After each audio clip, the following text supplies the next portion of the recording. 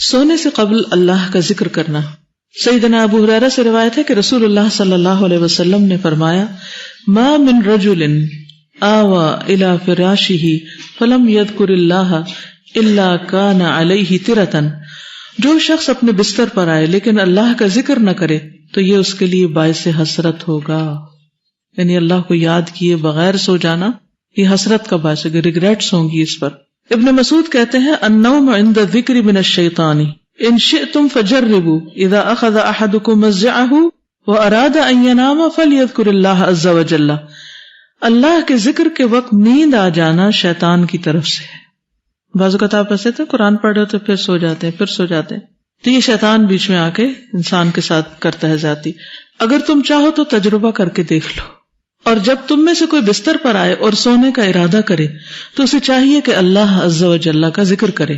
سیدنا معاذ بن جبل سے روایت ہے کہ نبی صلی اللہ علیہ وسلم نے فرمایا ما من مسلم یبیت علی ذکر طاہرا فیتعار من اللیل فیسأل اللہ خیرا من الدنیا والآخرۃ الا اعطاہ ایاہ. سنن نبی داؤد.